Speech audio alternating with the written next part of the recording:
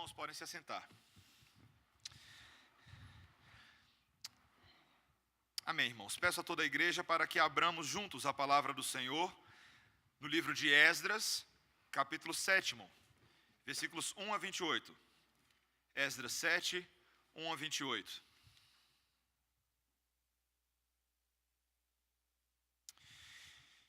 Instrução preciosa do Senhor para os nossos corações nesta manhã, esta boa palavra que assim diz. Passadas essas coisas, no reinado de Artaxerxes, rei da Pérsia, Esdras, filho de Seraías, filho de Azarias, filho de Ilquias, filho de Salum, filho de Zadoque, filho de Aitube, filho de Amarias, filho de Azarias, filho de Meraiote, filho de Zeraías, filho de Uzi, filho de Buqui, filho de Abizua, filho de Finéias, filho de Eleazar, filho de Arão, o sumo sacerdote. Este Esdras subiu da Babilônia. Ele era escriba versado na lei de Moisés, dada pelo Senhor, Deus de Israel, e segundo a boa mão do Senhor, seu Deus, que estava sobre ele, o rei lhe concedeu tudo quanto lhe pedira. Também subiram a Jerusalém alguns dos filhos de Israel, dos sacerdotes, dos levitas, dos cantores, dos porteiros e dos servidores do templo, no 7º ano do rei Artaxerxes. Esdras chegou a Jerusalém no 5º mês, no 7º ano deste rei. Pois no primeiro dia do primeiro mês partiu da Babilônia, e no primeiro dia do 5º mês chegou a Jerusalém, segundo a boa mão do seu Deus sobre ele. Porque Esdras tinha disposto o coração para buscar a lei do Senhor e para a cumprir, e para ensinar em Israel os seus estatutos e os seus juízos. Esta é a cópia da carta que o rei Artaxerxes deu ao sacerdote Esdras, o escriba das palavras, dos mandamentos e dos estatutos do Senhor sobre Israel. Artaxerxes, rei dos reis, ao sacerdote Esdras, escriba da lei do Deus do céu, paz perfeita. Por mim se decreta que no meu reino, todo aquele do povo de Israel e dos seus sacerdotes e levitas, que quiser ir contigo a Jerusalém, vá.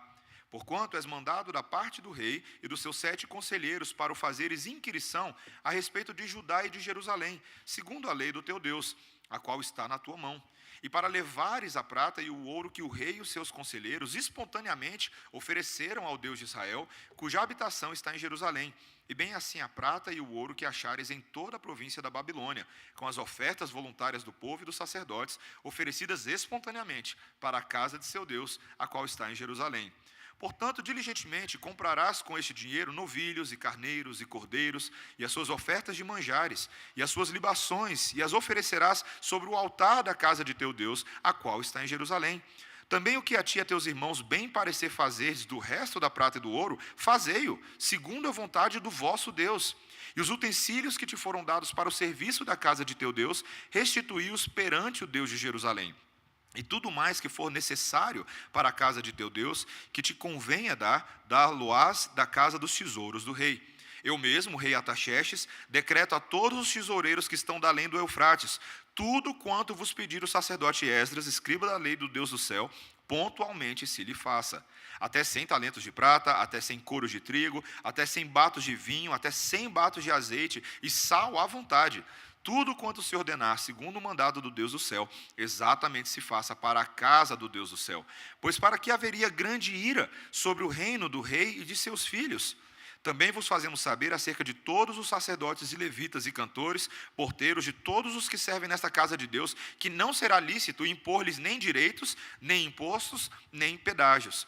Tu, Esdras, segundo a sabedoria do teu Deus, que possuís, nomeia magistrados e juízes que julguem a todo o povo que está da além do Eufrates, a todos os que sabem as leis de teu Deus, e ao que não as sabe, que lhe as façam saber.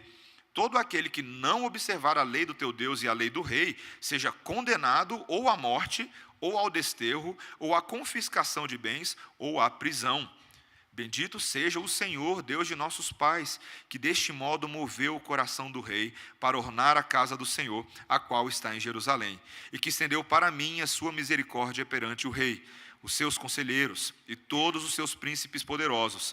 Assim me animei, segundo a boa mão do Senhor meu Deus, sobre mim, e ajuntei de Israel alguns chefes para subirem comigo. Essa é a palavra do Senhor. Vamos orar. Senhor Deus, nós te louvamos pelo santo evangelho de Cristo Jesus, pregado no livro de Esdras. Palavra boa, palavra importante para o nosso crescimento, para a nossa santificação e para a nossa adequação à lei de Deus. Senhor, que por meio do Teu Espírito, Senhor, promova essa obra dentro de nós. Conforma-nos a Ti, em nome de Jesus. Amém. O clima político e as últimas eleições do nosso país foram uma clara demonstração de um anseio que existe no imaginário cultural de todo brasileiro, que ainda buscamos por um líder perfeito, e estamos dispostos a lutar por isso, ainda que haja no coração de muitos brasileiros um altíssimo grau de decepção com os governantes que nós temos produzido historicamente em nosso país. Se nós olharmos para as últimas décadas, a safra não anda lá muito boa. Mas existe uma historinha famosa, e você já deve ter ouvido antes, que pergunta se você seria capaz de escolher o melhor líder mundial a partir de uma lista de 3 nomes, não com base nos nomes deles, mas com base nos perfis e dados que são fornecidos. Então eu faço esse teste com você. O candidato A é alguém que foi ligado a curandeiros, consultava astrólogos com frequência, possuía 2 amantes, sua mulher era lésbica, fumava muito, bebia de 8 a 10 martinis por dia. Candidato B não conseguia permanecer no emprego por causa da sua arrogância, dormia a manhã inteira, usou ópio no colégio e sempre foi considerado um mau aluno, bebia 1 copo de conhaque todas as manhãs. Candidato C foi condecorado como herói, era vegetariano, não fumava, tinha uma disciplina exemplar, ocasionalmente bebia uma cerveja, permaneceu com a mesma mulher nos seus momentos de glória e nos seus momentos de derrota.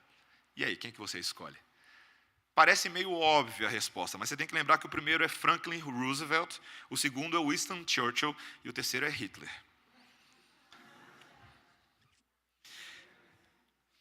O problema, meus irmãos, da maneira como nós selecionamos líderes para nós, segundo os nossos anseios, é porque nós depositamos sobre o ombro de governantes exclusivamente humanos, expectativas que humanos jamais podem alcançar. Jamais. Não se engane, Hitler não é o único pecador da história. Cada um desses homens reflete a depravação do estado original dos homens não regenerados, aqueles que carregam para dentro do mundo seus pecados e a sua destruição.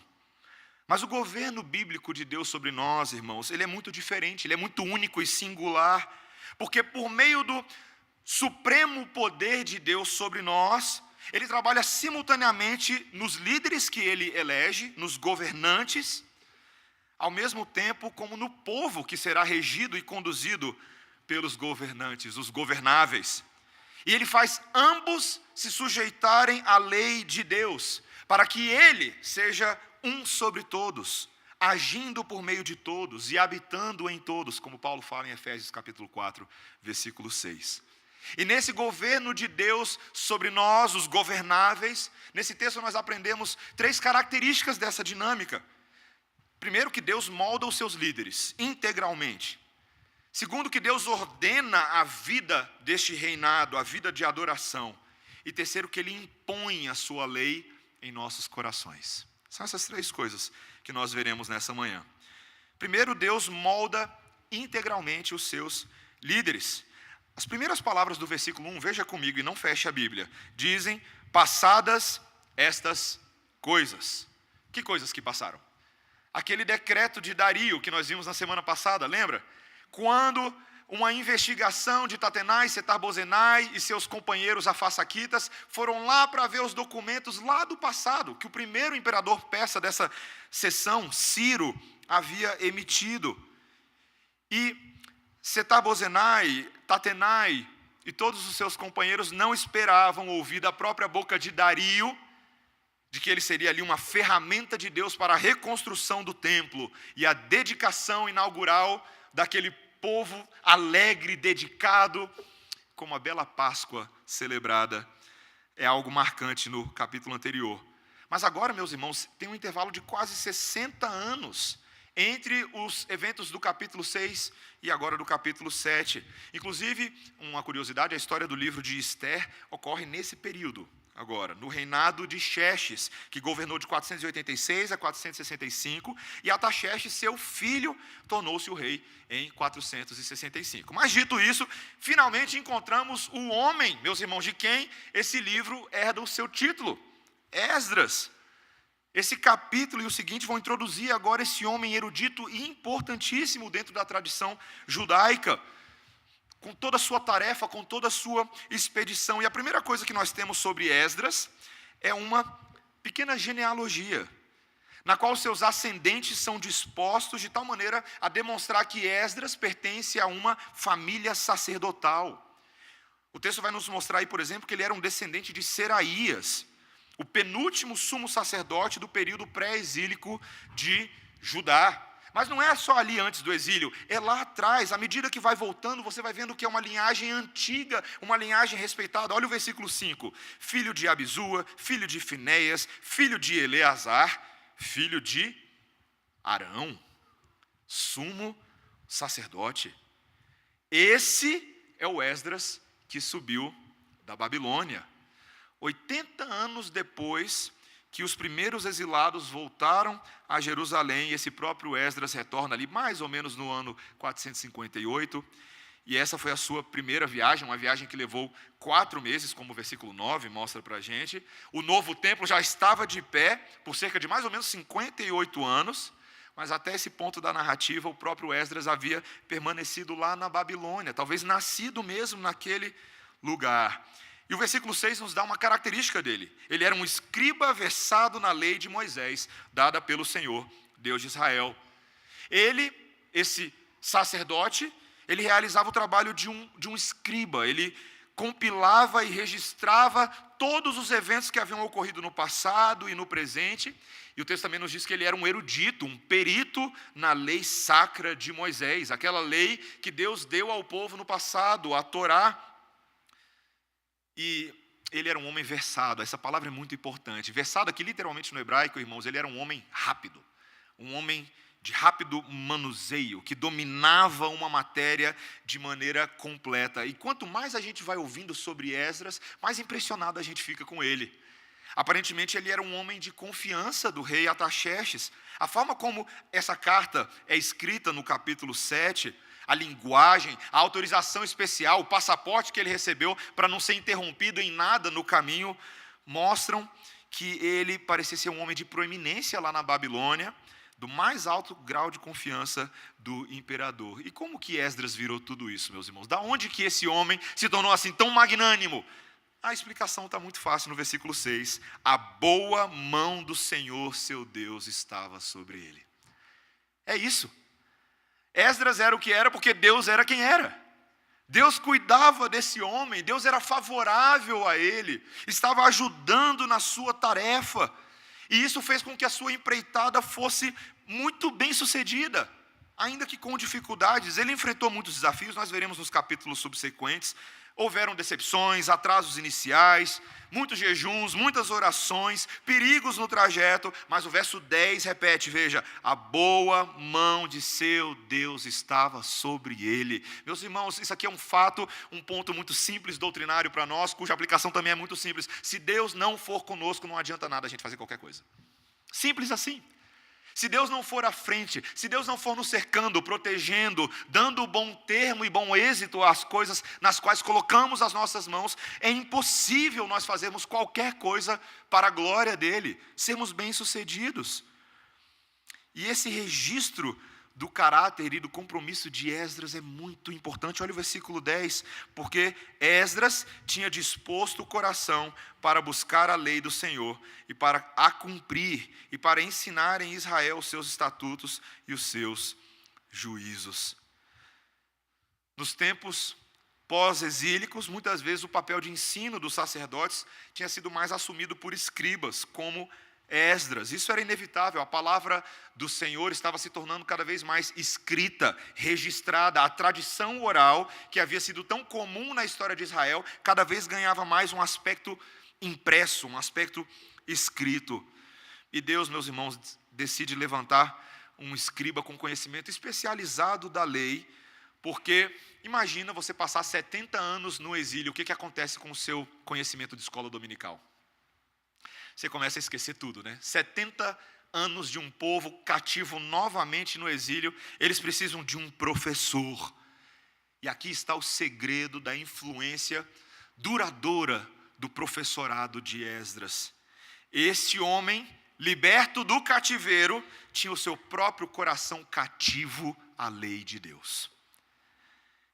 Ele tinha submetido a sua própria vida a essa lei com a finalidade de ensinar em Israel as ordenanças da vida. Meus irmãos, Esdras se tornou um dos maiores reformadores modelos que nós temos em toda a Bíblia. Porque primeiramente, antes de qualquer conhecimento e sabedoria meramente humana, esse homem se aplicava naquilo que ensinava. E aquilo que ele vivia era sempre antes averiguado nas Escrituras. É o que o texto nos diz. Ele exibe o lema daquilo que deve ser a vida de todo o que se propõe a ensinar no povo de Deus.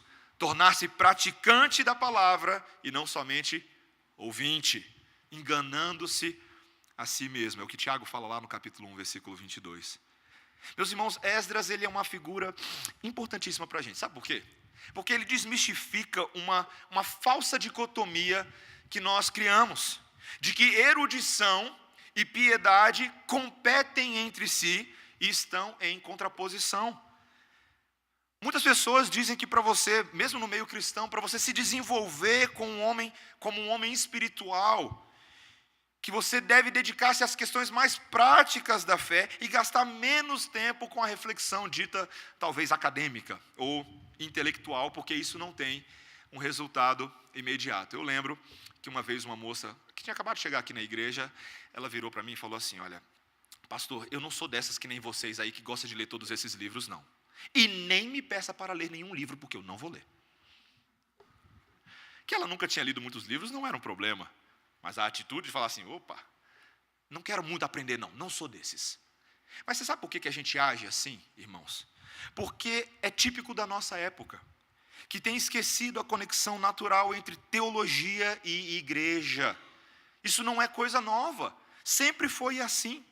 Os pastores John Piper e Carson escreveram um livro muito bom, um livro que para o meu coração teve um efeito tremendo, chamado Pastor como Mestre e o Mestre como Pastor. Propaganda Editora Fiel, pode ir lá comprar.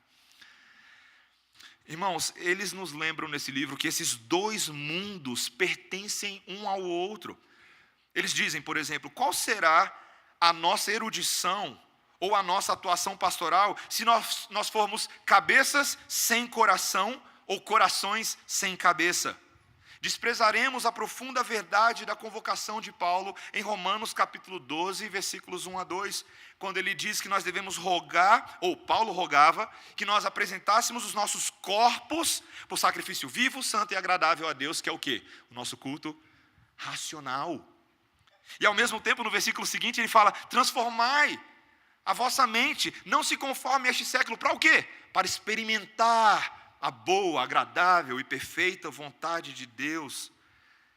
Tanto aqueles que estão na academia, quanto aqueles que estão no ministério prático, vamos assim dizer, devem pensar cuidadosamente e holisticamente sobre o seu chamado. Meus irmãos, nós precisamos de pastores, precisamos sempre de líderes, sempre de presbíteros que amem a Deus com suas mentes e com seus corações. Sempre, não privilegiando um em detrimento de outro. Nós precisamos de líderes integrais. Quando Paulo diz que ele se apresentou aos Tessalonicenses, lá, fazendo um lembrete a eles no primeiro capítulo de Tessalonicenses, ele diz: olha, quando eu estive entre vocês, o meu evangelho não foi somente em palavra, mas foi também em convicção, em poder no Espírito Santo, como vocês sabem que foi a minha conduta. Um homem trabalhado por Deus em todas as áreas. Isso não serve só para pastores, não caia nessa armadilha. Isso serve para todo crente, tanto os mais intelectuais quanto os mais pragmáticos. A nossa conduta sempre deve ser orientada pelo estudo da palavra. E o estudo sempre deve desembocar em vivência. Meus irmãos, se não for dessa forma, nós não teremos um estudo que é livre da tal da irrealidade. Sabe aquelas pessoas que são irrealistas? Gente que tem muitas ideias, mas são ideias flutuantes, que nunca pisam no chão irregular e sujo desse mundo. As ideias estão sempre no campo das ideias. São ótimos teóricos. Mas por outro lado, meus irmãos, se nós fizermos dessa forma, a nossa conduta sempre se livrará da incerteza. daquela forma de agir que é baseada em achismo e impressões vulneráveis. Quantas vezes eu e você no dia a dia agimos por instinto, agimos sem pensar, agimos de forma não premeditada, e aí as consequências são terríveis. Quando nós não temos um guia de ação, um norte, um roteiro bíblico que diz como eu e você devemos viver para a glória de Deus, no comer, no beber, no deitar-se, no agir, no jogar bola, no jogar videogame, nas resenhas, em todas as coisas.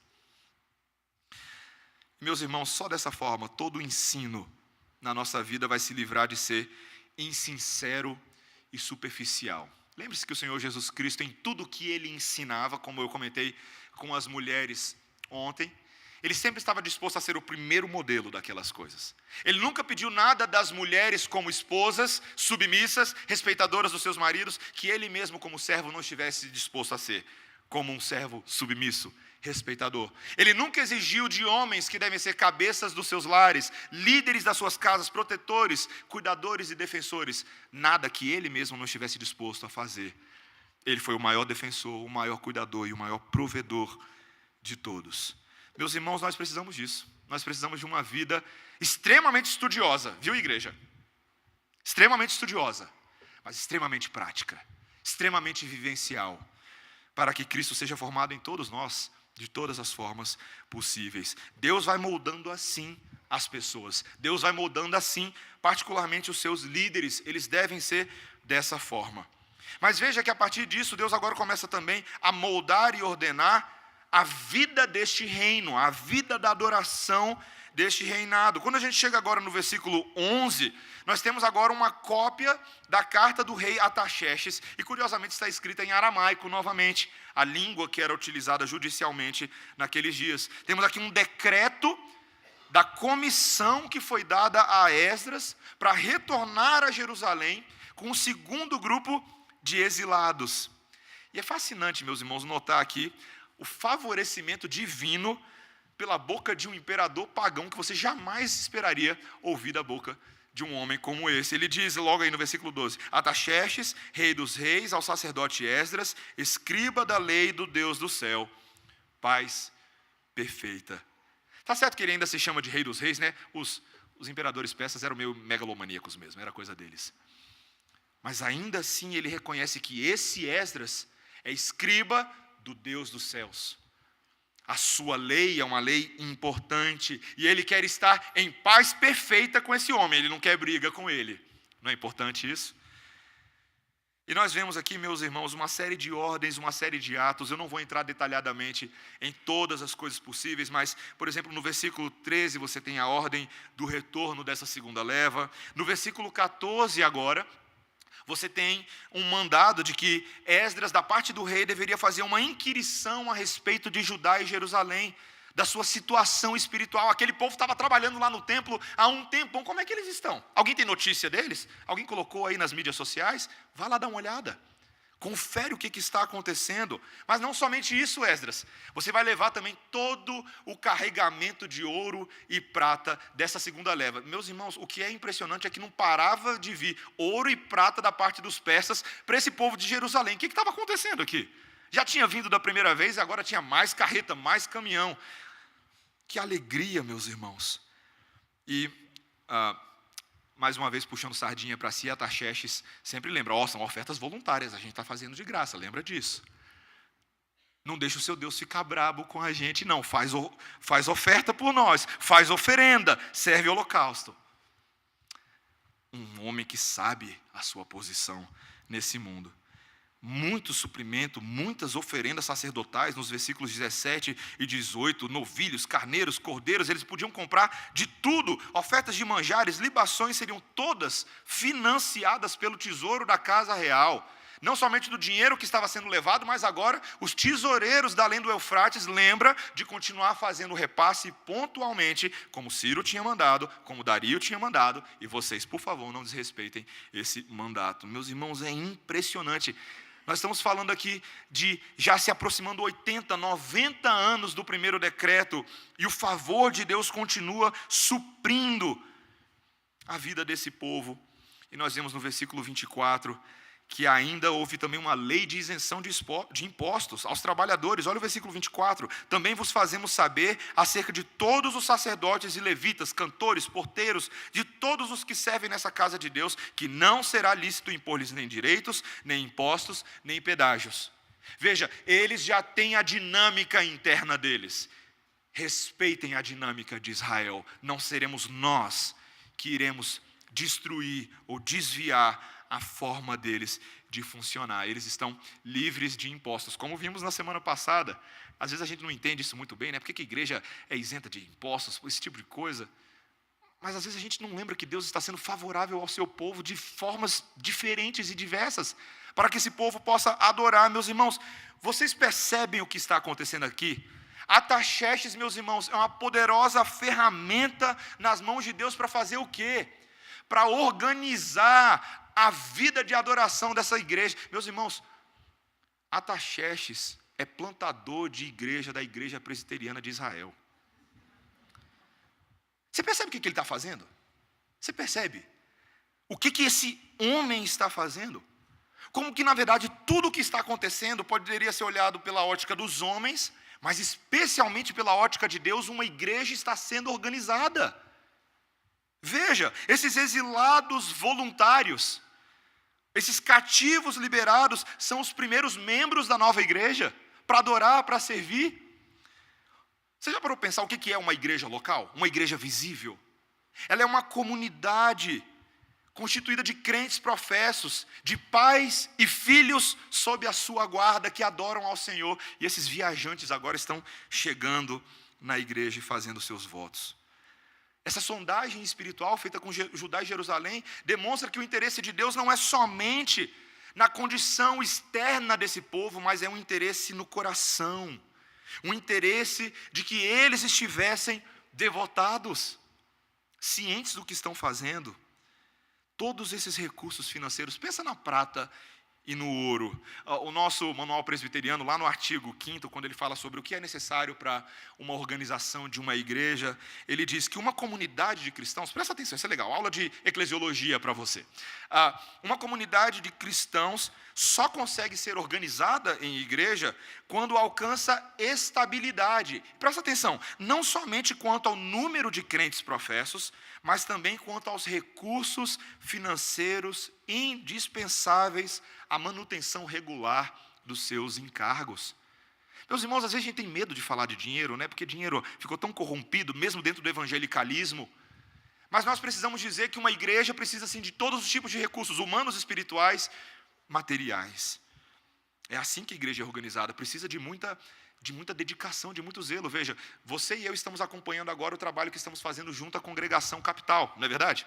E daqui a alguns dias você vai receber um convitinho para o culto inaugural deles no novo espaço que Deus deu ali no balão da ADE, ali no balão do Riacho Fundo.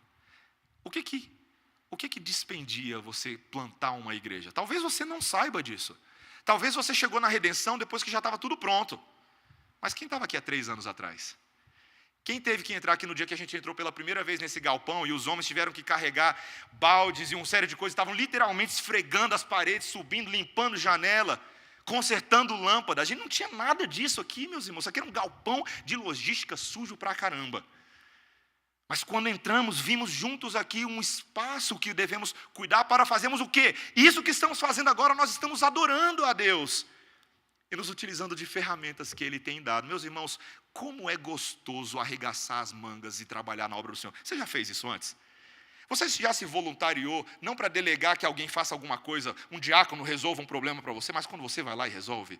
Eu sei mexer com eletricidade, deixa esse quadro de luz comigo. Eu já mexi um pouquinho com mesa de som, me ensina como é que essa aqui funciona, que eu quero ajudar. Com as crianças lá atrás, eu vejo que tem escalas e tem muitas pessoas que ficam sempre envolvidas. Deixa eu ajudar um pouquinho também, eu quero aprender a cuidar das nossas crianças. Meus irmãos, é maravilhoso quando nós não terceirizamos aquilo que nós somos convocados para fazer. Nós, os voluntários do povo de Deus. Todas essas oferendas sacerdotais aqui representam a vida de uma igreja que é em si sacerdotal. Ela é o próprio altar do Senhor, com sacrifícios vivos, santos e agradáveis de adoração na igreja. O próprio culto a Deus, hoje, o culto cristão em Cristo, é um cumprimento de tudo isso.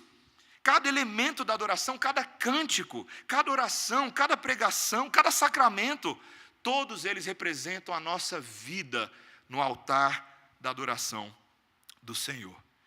E esses sacerdotes e levitas e magistrados que foram instituídos aqui, representam aquilo que o nosso artigo também fala. Não basta ter membro, não basta ter dinheiro. Você precisa de homens aptos para os cargos eletivos, pastores, presbíteros, diáconos. E esses cantores e porteiros representam também toda sorte de servo voluntário. Meus irmãos, o nosso princípio regulador do culto nos garante, primeiro, que Deus exige ser adorado da forma como Ele mesmo institui. Quem define a adoração não é a minha e a sua suposta liberdade no Espírito. Você já viu que muitas vezes as pessoas falam assim, aonde tem o Espírito de Deus, aí há liberdade. Aí tira o texto fora de contexto e vira pretexto. O que acontece? Loucura. Esse tem sido o argumento para muita loucura no mundo hoje. Deus quer ser adorado da forma como Ele prescreve a adoração, mas tem um benefício nisso. Tem muita gente que pensa, mas isso é tão mecânico, pastor, isso é tão chato. Não. Deus garante a nós que Ele age no culto que Ele determina. Deus garante isso. Tem uma historinha muito interessante, meus irmãos. Um menino perguntou a um marinheiro bem idoso, perguntou para ele assim, o que é o vento? Esse marinheiro, surpreso pela pergunta, ele disse, olha, filho, eu não sei, eu não posso dizer o que é o vento, mas eu posso dizer-lhe como içar uma vela. Não é necessário eu e você sabermos todas as possíveis maneiras do vento trabalhar, mas nós devemos preparar e deixar o barco prontinho para quando o vento chega, não é verdade? Meus irmãos, é isso que eu e você estamos fazendo num culto de adoração. Quando eu e você arrumamos a vida da igreja e o seu culto, nós estamos içando as nossas velas e colocando o nosso barco nas águas do Senhor, para quando o vento do Espírito soprar, meus irmãos, esse barco ir muito longe. Esse barco ser próspero, esse barco avançar e cumprir a sua obra, de levar os seus marinheiros e seus tripulantes à eternidade, e ainda trazer uns náufragos no meio do caminho e botar para dentro também. Somos assim. Não importa, Deus, meus irmãos, quem sopra os ventos são o Senhor. E Ele faz da forma como Ele quiser, da maneira como Ele quiser. Mas nós somos a igreja do Senhor, sempre pronta para receber a palavra, a instrução e a transformação que vem da parte dEle. É isso que Ele quer, uma igreja ordenada. Mas Ele não quer somente igreja ordenada. Ele quer, em último lugar, corações ordenados. Uma lei em nós, dentro de nós. Olha como ele fecha esse texto, os penúltimos versículos ainda, os versículos 25 e 26, ele diz, tu, Esdras, segundo a sabedoria do teu Deus, que possuis, nomeia magistrados e juízes que julguem a todo o povo que está da além do Eufrates, a todos os que sabem as leis de teu Deus, e ao que não as sabe, que lhes façam saber. Meus irmãos, Esdras tinha uma vocação específica. Ele era o homem da lei. Não um homem apenas para conhecer a lei, mas um homem para comunicar a lei. E a tarefa é grande. Olha o que a Artaxerxes está falando. Esdras, quando você chegar lá, você vai instituir magistrados e juízes para ensinar e reforçar a lei àqueles que já sabem. E àqueles que não sabem, ensina. Esse é o centro do chamado dele.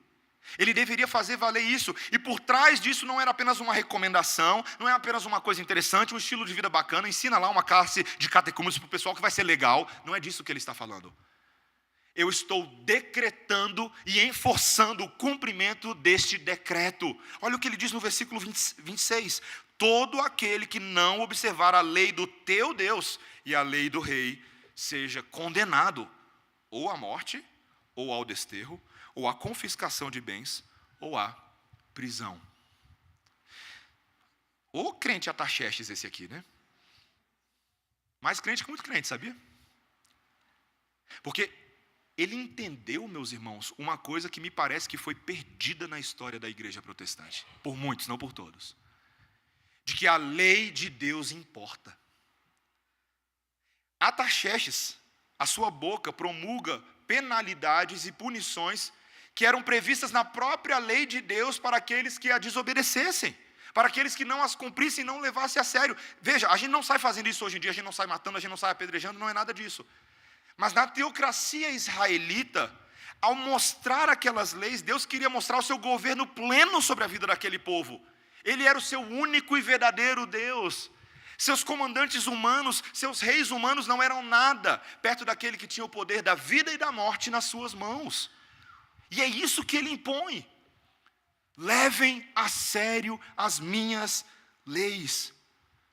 Meus irmãos, nós sabemos que Israel foi parar na Babilônia justamente pelo quê? Por ter esquecido a lei de Deus. Por ter feito pouco caso dela e abraçado outras leis, outros deuses, outros governantes, que jamais poderiam ser os seus verdadeiros representantes e a sua verdadeira autoridade. Meus irmãos, a lei de Deus foi dada lá atrás, por meio de Moisés, e antes dele, quando ainda havia uma espécie de lei informal no relacionamento de Deus com o seu povo. Deus havia dado lei a Adão, para que por meio das suas obras ele fosse obediente ao Deus do pacto. Eu te criei para a glória do meu nome, obedeça-me para a glória do meu nome. Esse é o relacionamento de Deus com Adão. E o que aconteceu no dia que Adão desobedeceu à lei de Deus? Quando você come do fruto da árvore do conhecimento do bem e do mal que eu te ordenei que não comesses, certamente morrerás. É assim, meus irmãos. Morte é sempre o resultado da transgressão da lei de Deus. Não se engane, a nossa sociedade adora transgredir a lei de Deus e ver isso como uma coisa boa. Faz isso o tempo inteiro. Reformula-se qualquer conceito que a gente não gosta muito. Não estou falando só de família, não, estou falando de tudo. Qualquer coisa que a gente não acha muito legal. Moral, ética e lei são construtos sociais humanos. Nós determinamos essas coisas. A moralidade é nossa. Não é não. Não é não. Toda vez que o homem segue o curso do seu próprio caminho, Romanos 1 nos lembra que a maldição de Deus e a morte de Deus acompanham os seus atos. Ainda que não seja a morte física do corpo, mas o homem vai morrendo, degradando e afundando. Ele vai progredindo rumo à sua felicidade, achando que é o melhor de todos. Mas ele vai morrendo no final das contas. Meus irmãos, nós precisamos entender que Esdras não viu nada disso com olhos ruins. Talvez você poderia pensar, que Esdras falou, tá bom, estava bom até agora, mas agora ficou ruim, pesado. Não. Olha o que ele diz no versículo 27. Bendito seja o Senhor, Deus de nossos pais, que deste modo moveu o coração do rei para ornar a casa do Senhor, a qual está em Jerusalém, e que estendeu para mim a sua misericórdia perante o rei, os seus conselheiros e todos os seus príncipes poderosos. Assim me animei, segundo a boa mão do Senhor meu Deus sobre mim, e ajuntei de Israel alguns chefes para subirem comigo. O crente Artaxerxes só é superado pelo crente Esdras. Porque ele entendia o que estava acontecendo. Tudo. A boa mão de Deus, pela terceira vez nesse texto, era com Esdras. E ele ficou animado. Ele ficou feliz, ele ficou grato a Deus. Aqui a gente tem uma olhadela dentro do coração de Esdras, as palavras pessoais e afetivas desse homem. Meus irmãos, Esdras, não é à toa que ele foi considerado, dentro da tradição judaica, até os dias de hoje, ele é chamado de segundo Moisés. Sabia disso? Esdras é o segundo Moisés, dentro da cultura dos judeus. Ele foi aquele que deu a Israel o seu caráter permanente de ser um povo do livro. E ele é tratado até hoje com grande estima, toda vez que é citado. Meus irmãos, nós temos aqui em Esdras realmente uma espécie de segundo Moisés. Sabia disso? O fato de que a sua viagem iniciou-se no primeiro dia do primeiro mês, como está lá no versículo 9, não é somente porque a primavera era fresquinha e mais gostosa de viajar. É porque este era o mês da Páscoa, previsto na lei do Senhor em Êxodo 12:2. Nada acontece aleatório aqui, meus irmãos. Nada. Esse povo celebra a Páscoa, fazendo o quê? Tendo um novo libertador, um homem que tira o povo não do Egito, mas da Babilônia agora, para que nesse percurso o povo receba o quê? A lei, assim como os israelitas no deserto receberam a lei do Monte Sinai, ali ajuntados. Meus irmãos, esse homem Esdras estava disposto a desistir da sua posição proeminente no reinado de Artaxerxes para retornar à sua terra natal e ensinar as leis de Deus aos israelitas. E eu te pergunto nessa manhã, você se lembra de alguém que deixou a sua glória natal? para ser a própria palavra de Deus encarnada, profeta e boca de Deus, para ensinar as leis de Deus aos israelitas dos 4 cantos da terra, inclusive do Brasil. Meus irmãos, quando o Senhor Jesus Cristo se apresentou àqueles homens ali nas planícies da montanha, e ele deu o seu sermão do monte, ele diz: não penseis que eu vim revogar a lei. Lá em Mateus 5,17, ele falou: eu não vim revogar a lei, pelo contrário, eu vim cumprir essa lei que vocês não dão conta de cumprir. Porque vocês, israelitas, ele não falou isso, mas eu estou falando, é a ideia por trás. Vocês, israelitas, tudo que vocês têm feito ao longo de todos esses anos é morrer sob a lei de Deus. Vocês não dão conta, mas eu vim para mudar essa história. Romanos 10,4, quando Paulo está tentando convencer os judeus da igreja de Roma, ele diz: porque o fim da lei é Cristo. Ele é o fim da lei, e ele diz: para a justiça de todo aquele que crê. Nós passamos a obter a justiça e a santidade e a retidão de Deus, não por sermos nós capazes de cumprir a lei, mas porque Cristo veio justamente com essa tarefa, de ser o cumpridor. Gálatas 3,24, de maneira que a própria lei nos serviu de tutor para nos conduzir a Cristo, a fim de que fôssemos justificados por Ele, não pela lei. Essa boa lei de Deus, no nosso estado original, ela é apenas contra nós. Mas Cristo na sua morte, Ele é por nós. Por nós.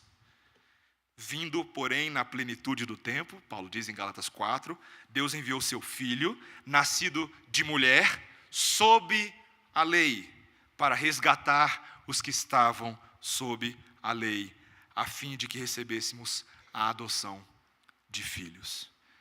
Meus irmãos, só Jesus tem poder para transformar transgressores desobedientes em povo do livro. Povo do livro. Isso me fez lembrar que o grupo Daniel, no final do ano passado, o nosso grupo de adultos jovens, fez um Amigo Livro. Está virando tradição aqui na igreja. Amigo Livro. Amigo Livro é muito bom. Você já fez isso antes? Quando você dá agora um livro para a pessoa, em vez de dar só chocolate, só aquelas coisas que a gente dá, quando você dá um livro para a pessoa, você tem a expectativa de que o conteúdo daquele livro venha a abençoar aquele que o lê. Ou não, nem sempre, porque às vezes a gente tem uma versão meio pegadinha desse Amigo Livro, que a gente dá livro ruim para as pessoas. As pessoas fazem isso. Meus irmãos, o Senhor Jesus Cristo não veio nos dar um livro ruim. No Amigo Livro, porque Ele é nosso amigo, Ele nos deu o melhor livro de todos. Aquele que só pode ser vivido se interpretado através dele. Aquele que só pode ser amado se Jesus Cristo for o centro desse livro. Não parece meio estranho que alguém lhe dê um livro que ele mesmo escreveu e fala: por favor, lê tudo, isso aqui é sobre mim, é a minha biografia, mas é também sobre você, é sobre a sua vida, é sobre como você vai viver, como você vai vencer, como você vai ser perdoado, como você vai ser amado, como você vai ter significado. Meus irmãos, o livro da lei de Deus deve ser o nosso maior prazer, como o Salmo 119 fala, a nossa maior alegria. É nesse livro que nós conhecemos o governante perfeito, e nós suprimos o anseio de cada coração humano pela busca do líder perfeito. Ainda, meus irmãos, que haja um altíssimo grau de decepção com os governantes que nós temos historicamente produzido, nosso coração ainda anseia. A gente quer o rei, cadê o rei? E eu te faço uma pergunta: se você fosse capaz de escolher o melhor líder mundial, com base no perfil e dados que eu te dou agora, você escolheria? Nasceu em Nazaré, na Galileia dos gentios, profissão carpinteiro, não tinha aparência nem formosura. Nós olhamos bem, mas nenhuma beleza havia que nos agradasse. Era desprezado e o mais rejeitado entre os homens. Homem de dores e que sabe o que é padecer. E como um de quem os homens escondem o rosto, era desprezado e dele sequer fizemos caso. Você escolheria esse líder? Ainda bem que quem escolheu não foi a gente, né? Foi Deus que escolheu. Porque se não fosse por Ele, meus irmãos, nós não estaríamos aqui nessa manhã. Certamente este líder tomou sobre si as nossas enfermidades e as nossas dores. Foi traspassado pelas nossas transgressões e moído pelas nossas iniquidades. O castigo que nos traz a paz estava sobre ele, e pelas suas pisaduras fomos sarados. Esse é o nosso líder. Esse é o Senhor Jesus. Sabe o que Jesus fez? Depois que ele olhou a obra dele consumada na cruz e agora subiu, estando ao lado do Pai. Sabe o que ele fez? Ele viu o fruto do seu penoso trabalho, o fruto da sua alma, e ele ficou satisfeito. Como eu falei para as mulheres também ontem à noite, e viu que tudo era muito bom. Muito bom. Meus irmãos, nós precisamos deste servo justo. Esse que vai nos dar a conhecer a lei de Deus e viver a lei de Deus. Faça um compromisso com o Senhor nessa manhã, de ser o povo da palavra, de ser o povo do livro, de ser o homem, a mulher, o filho, o solteiro, o casado, o divorciado, a viúva, o órfão do livro. Ele vai te amparar melhor do que qualquer recurso desse mundo. E ele vai te guiar e te dar sucesso na sua empreitada, porque ele garante a jornada até Canaã celestial vai dar certo. Você vai chegar lá. Atenha-se ao livro. Vamos orar. Senhor Deus, nós te agradecemos, porque há esperança no livro. O livro confronta o nosso pecado, mas o livro também nos dá a vida. Nós, tantas vezes, Senhor, atentamos contra o Senhor, mas obrigado por Jesus, que morreu pelo nosso pecado, para que a maldição da lei não mais estivesse sobre nós. E essa lei que antes nos condenava, agora é tão somente nosso prazer, alegria para uma vida obediente. Senhor, queremos ser o povo do livro, o povo da lei. Não queremos meramente imitar a Esdras, conquanto seja um homem especial. Queremos imitar a Cristo. Queremos ter Cristo em nós, por nós, sobre nós, ao redor de nós. Dá-nos, Senhor, a lei de Cristo de forma amável. E que essa lei, esta palavra esteja sempre nos nossos lábios. Que o meditar do nosso coração seja agradável a Ti, em Tua presença. Senhor nosso, rocha minha e Redentor nosso. Em nome de Jesus. Amém.